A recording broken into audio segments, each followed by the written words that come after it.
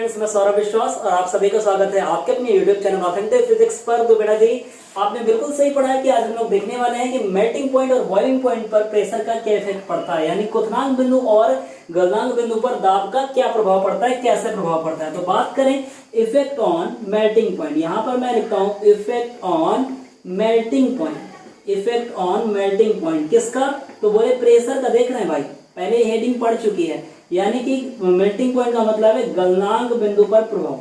गलनांक बिंदु पर प्रभाव, इससे आप गौर से देखिएगा, ठीक है ना। इससे बेटा जी जनरली क्वेश्चन जनरली एयरफोर्स और नेवी में पूछे जाते हैं, डायरेक्ट ही पूछे जाते हैं। तो इसमें केस फर्स्ट और केस सेकंड है।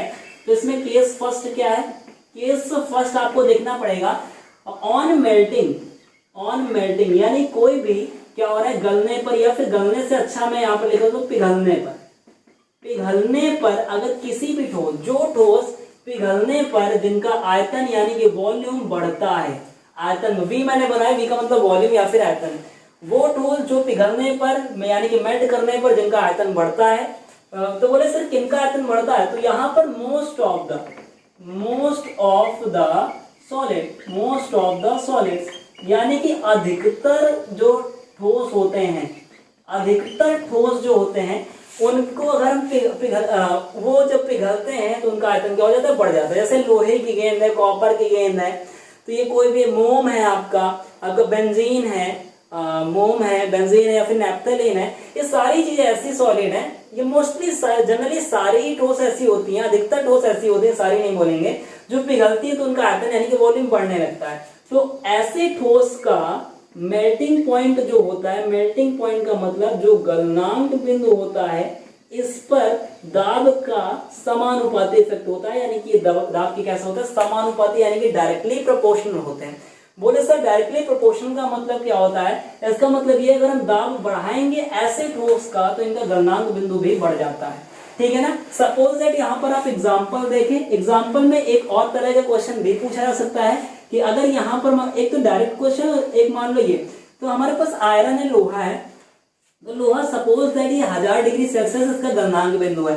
तो ये पूछ रहा है कि बताओ इसको जल्दी कैसे गलाया जाए। तो हमको इसको जल्दी पिघलाना है, जल्दी मेल्ट करना है, तो इसको जल्दी मेल्ट करने के लिए हमको इसकी जो गलनांक बिंदु है वो क्या करना पड़ेगा? लो करना पड़ेगा। तो गलनांक बिंदु को कम करने के लिए हमें दाब को भी क्या करना पड़ेगा? कम करना पड़ेगा, क्योंकि ये कैसे ठोस है? ये ऐसे ठोस है जो पिघलने पर आयतन जिनका बढ़ता है, तो इसका हमें जल्दी पिघलाना था, इसके लिए हमें 1000 से नीचे ले जाना पड़ेगा, और 1000 से नीचे ले जाने के लिए दाब भी क्या करना पड़ेगा? कम करना पड़ेगा। तो कम दाब पर लोहा जो है या अधिकतर जो ठोस है वो जल्दी पिघल जाते हैं। बात समझ में आ गई कि नहीं?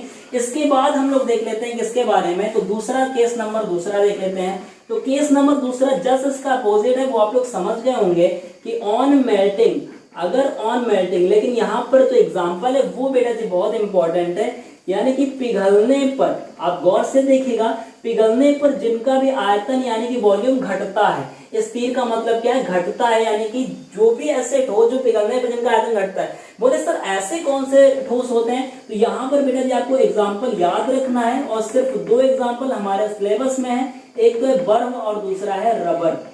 क्या बोलेंगे? रबर बोलेंगे। एक तो बर्फ और दूसरा रबर। जनरली आपसे आईसी पूछा जाएगा, बर्फ के बारे में पूछा जाएगा। ये ऐसे बेटा जी ठोस हैं जिनका मेल्टिंग पॉइंट जो है, जिनका जो गलनांक बिंदु है वो दाब की कैसे होता है? वो दाब के इनवर्सली प्रोपोर्शनल होता है। ये बात आपको याद रखनी पड़ेगी। इसका मतलब अगर हम इन दोनों का दाब बढ़ाएं तो इनका गलनांक बिंदु घट जाता है, अगर इसका दाब घटाएं तो इसका गलनांक बिंदु बढ़ जाता है। बात समझ में आ गई कि नहीं? इससे रिलेटेड एक और दूसरा भी क्वेश्चन जस्ट ऐसे ही पूछा जा सकता है कि हमारे पास बर्फ है और बर्फ का कितने पर पिघलता है? मैं पढ़ा के आ चुका हूँ 0 डिग्री सेल्सियस पर। तो इसको हमें जल्दी पिघलाना है, और जल्दी पिघलाने का मतलब क्या है? इसको हमें जल्दी पिघलाना है, जल्दी मेल्ट करना है। तो इसका मतलब इसका हमें मेल्टिंग पॉइंट कम करना पड़ेगा, और मेल्टिंग पॉइंट कब कम होगा? गलनांक बिंदु कब कम होगा? जब प्रेशर ज्यादा होगा। इसीलिए जब हम बर्फ में ज्यादा प्रेशर लगाते हैं तो वो जल्दी से गल जाता है। बात समझ में आ गई कि नहीं?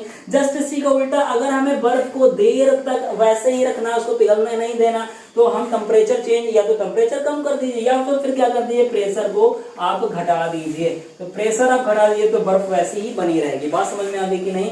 इसके बाद देखते हैं आपका कौन सा एग्जाम्पल, एक तो ये हो गया, दूसरा हाँ तो ये हो गया मेल्टिंग पॉइंट की बात। अब हम लोग चलेंगे किसमें, क्वथनांक बिंदु पर कैसा प्रभाव पड़ता है, यानी कि बॉइलिंग पॉइंट पर क्या इफेक्ट पड़ता है।